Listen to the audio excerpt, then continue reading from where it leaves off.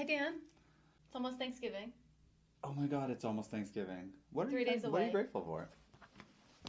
Well, this is going to sound really corny, but I'm grateful for our clients.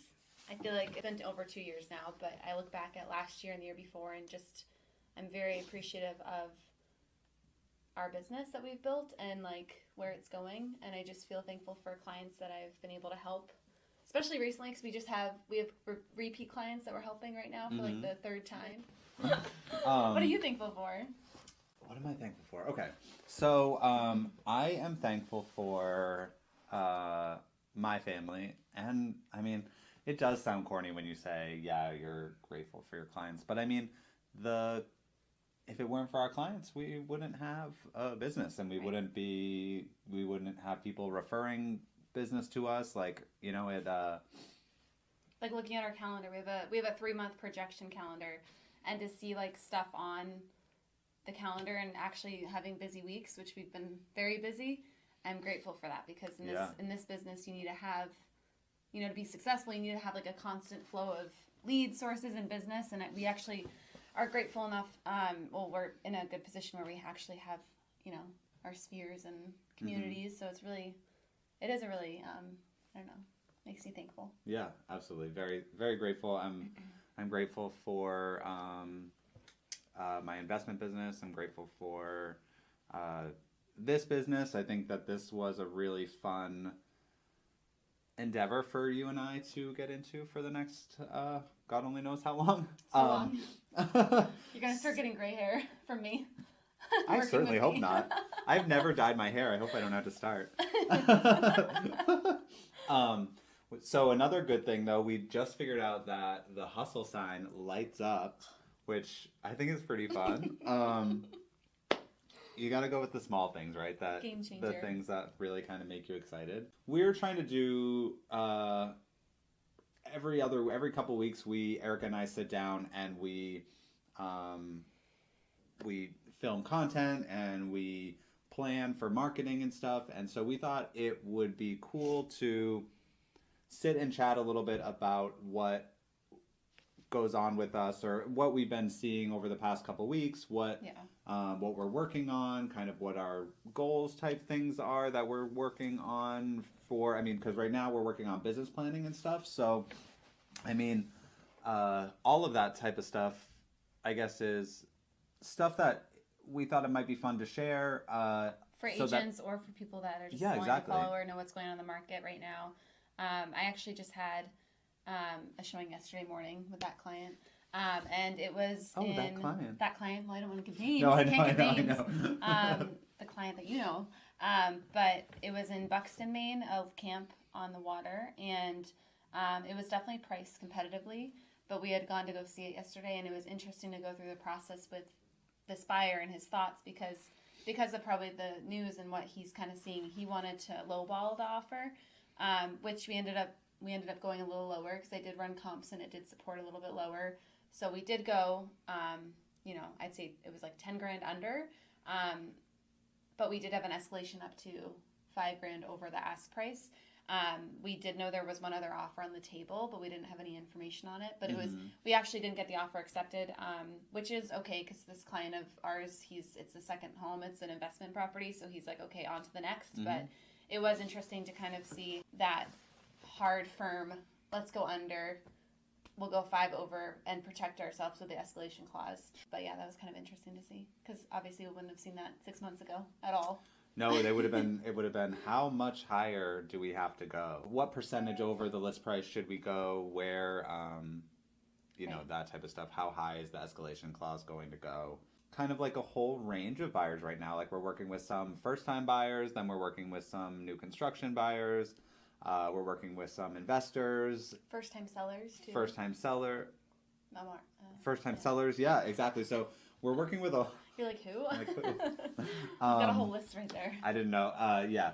So it's cool to be able to work with this whole different range of buyers and sellers and seeing a little bit of different types of things in each one. The investors where when you're working with investors, of course, it's all about the numbers, right? So it has nothing to do with, it's not an emotional attachment to the property that they're buying. It's all about, do the numbers work? So that is something that I really enjoy because I like figuring out numbers and seeing what the return on investment is going to be, something that I look at a lot in general anyways. So that's fun for me, to kind of like do that whole process. And then we're learning a lot because we have some buyers who are, they're buying business in addition to the real estate portfolio that they're purchasing. So it's really cool to see kind of what those differences are and how that all plays out. So tomorrow. Yeah, we'll find out more tomorrow because we have our inspection.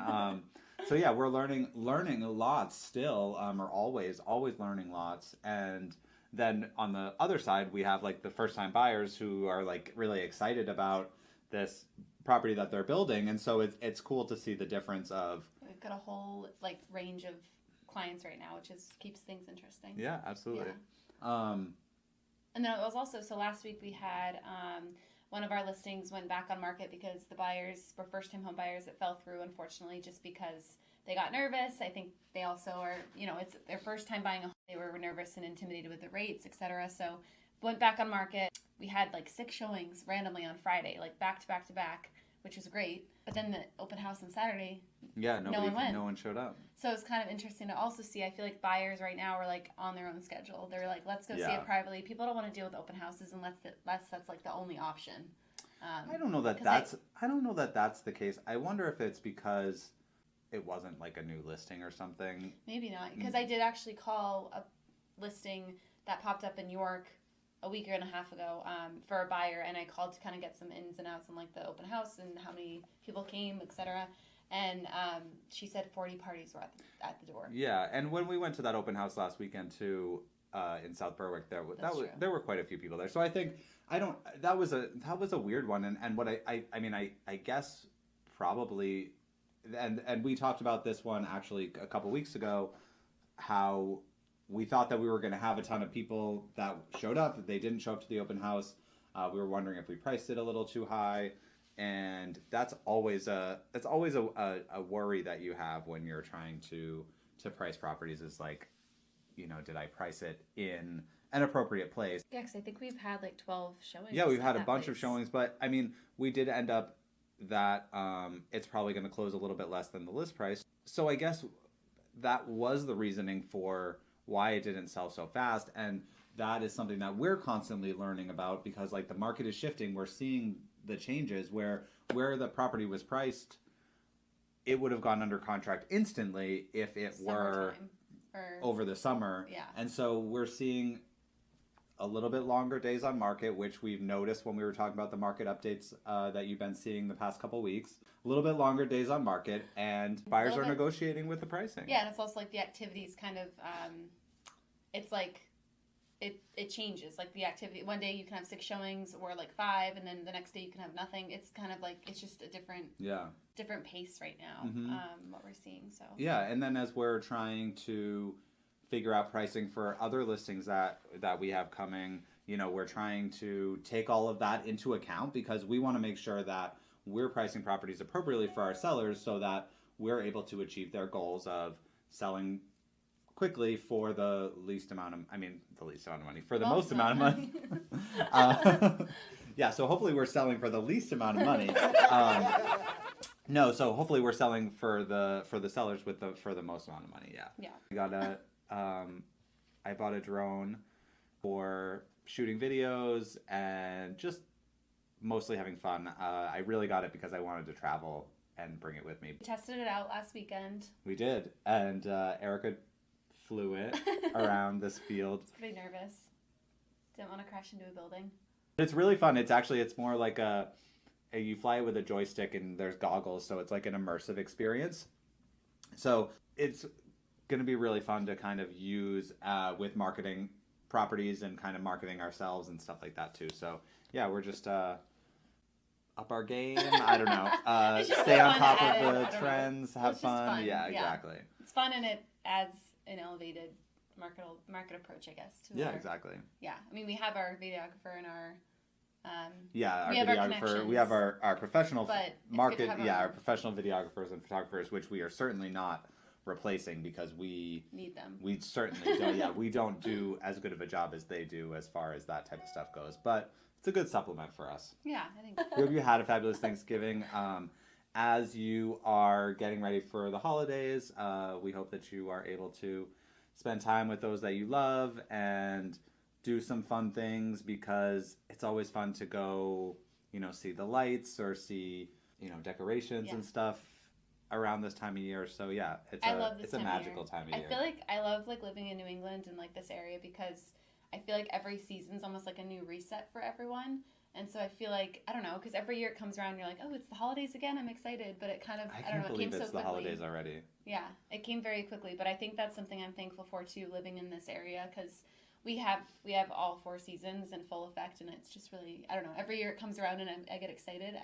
When it comes to January and February, I'm like, okay, the snow can go.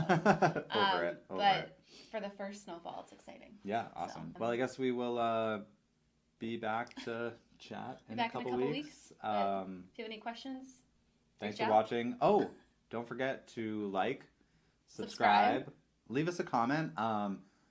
Tell us where you're at in the housing market. Tell us, what questions you might have. We'd love to answer those. Yes.